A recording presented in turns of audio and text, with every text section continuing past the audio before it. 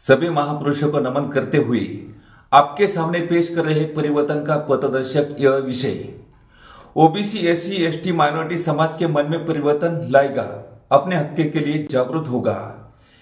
इनमें से भाग एक समाज कार्य से हमारा अभिप्राय क्या है, ये आज हम देखेंगे। समाज कार्य से हमारा तात्पर्य क्या है और क्या होना चाहिए, इसकी निश्चिति जब तक हम नहीं करेंगे हम अपने समाज कार्य को सही दिशा में सही गति या शक्ति नहीं दे पाएंगे। Right direction, accuracy, speed and force required for revolutionary movements. आज समाज कार्य, समाज सेवा, इन शब्दों का इस्तेमाल लोग चलनी नोटों की तरह करते रहे। इतना ही नहीं, जो ब्राह्मणी समाज लोगों का शोषण कर रहे, लूट रहे, वे भी समाज सेवा, समाज परिवर्तन जैसे शब्दों में भुला कर लोगों को बेवकूफ बनाते रहते हैं। जिन महापुरुषों ने उनके शोषण व्यवस्था के विरोध में क्रांति कार्य करके गुलामी से लोगों को मुक्ति दिलाई, उनका भी जय जयकार आज के शोषक लोग बड़े बड़े हार उनके पुतलों के पनाह कर रहे हैं। और इसका परिणाम शोषित पीड़ित लोगों को इतिहास की जानकारी न होने से अपने शत्रु और मित्र की पहचान करना और कठिन हो गया है। अंततः हमारे महापुरुषों का समाज सेवा का क्या तात्पर्य था, उनकी क्या मनीषा थी, कौन सा समाज कार्य वे हमसे करना चाहते थे, यह हमें पहले समझना होगा और फिर आगे बढ़ना होगा। अन्यथा हम भी अपने दुश्मनों के साथ देने में अपनी शक्ति व्यर्थ गवाते रहेंगे और अपना अमूल्य समय बर्बाद करके अपने समाजों को नुकसान पहुंचना की उनकी गुलामी पक्की करते रहेंगे। समाज सेवा की इच्छा रखने वाले कार्यकर्ताओं को अपनी सेवा अर्पित करने के पहले यह सोचना होगा कि भारतीय लोगों की असली समस्या क्या है। क्या अपने देश के लोग मात्र दरिद्र या गरीबी के कारण दुखी है या वे मानसिक तथा आत्मिक दुखी है। हमारे महापुरुषों ने इस पर काफी कुछ लिख रखा है।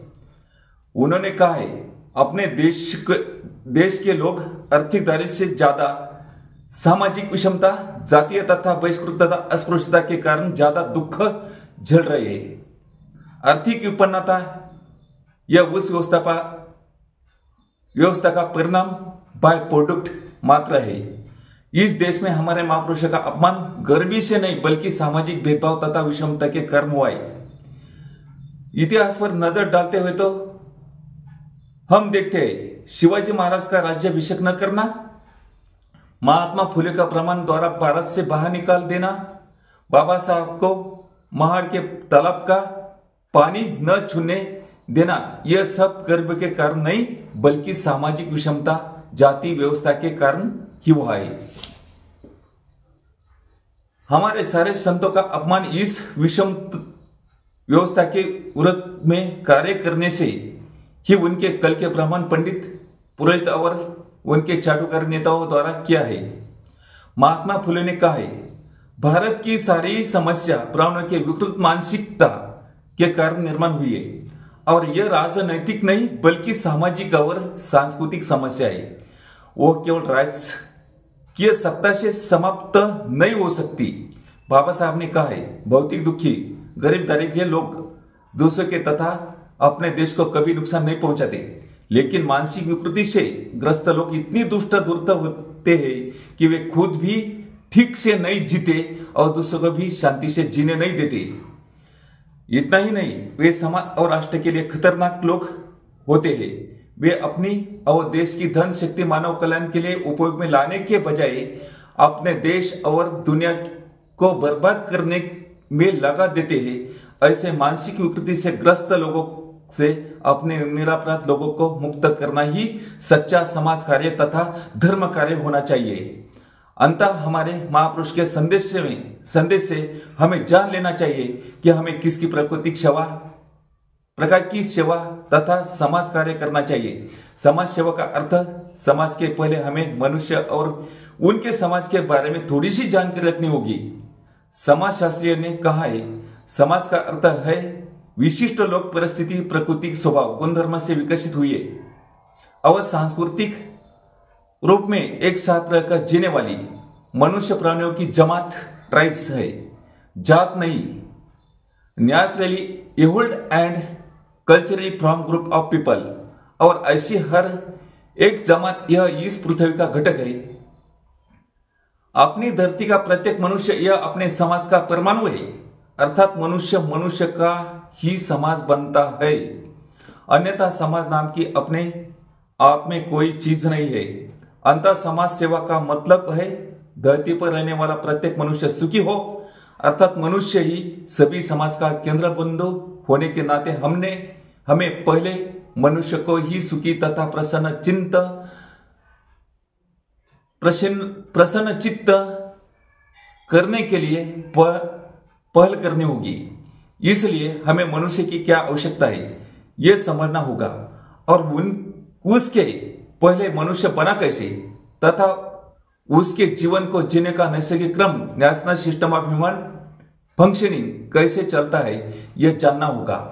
मनुष्य के मन और शरीर विज्ञान की जानकारी रखने वाली वैज्ञानिकों ने कहा है मनुष्य यह मन और शरीर इस दो तत्वों का बना है, लेकिन उसका मन ही सोचने का अच्छा या बुरा संयंत्र है जो इसके शरीर को कुछ कर या बिगाड़ने का आदेश देते रहते हैं।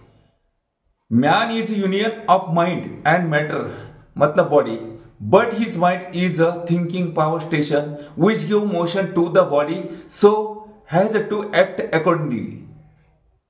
आगे वे कहते मनुष्य अपनी बुद्धि ब्रेन और शरीर तो माता पिता से मिल जाता है, लेकिन उसका मन माइंड जो अपने ईश्वर पर उसकी शरीर की सारी जिंदगी आगे पीछे घुमाते रहता है। वह मन उससे अपना माता पिता से नहीं मिलता। मनुष्य का मन उसका वातावरण की निर्मिति से, जिस वातावरण से वह पलता है जीता है, मतलब human mind is a product of social environment. बुद्धि तो केवल खाली कैसेट होती है जो बाहरी वातावरण से मिले ज्ञान, नॉलेज एंड इंफॉर्मेशन से भरकर श्रद्धा और भावनाओं के रूप से मिट्टी के कच्चे मटके की तरह बहती रहती है। बुद्धि में उसे वातावरण से मिले जाने के सहयोगी मनुष्य का मन माइंड तैयार होता है। ब्रेन एंड नॉलेज मतलब brain plus knowledge equal to mind, और वह वातावरण जिससे मनुष्य जीता है। यह धर्म तथा संस्कृति तथा को संचालित करने वाले लोग निर्माण करते रहते हैं। आम आदमी तथा उनका समाज तो केवल संचालन करने वालों का अनुकरण करते रहते हैं। इस विश्लेषण से हम समझ सकते हैं कि मनुष्य और समाज की खुशहाली के लिए हमें पहले उस वातावरण में सुधार लाना होगा जिसमें वह मनुष्य रहता है। आज हमने पहला पॉइंट देखा है। हर दिन ऐसे ही मुद्दे आपके सामने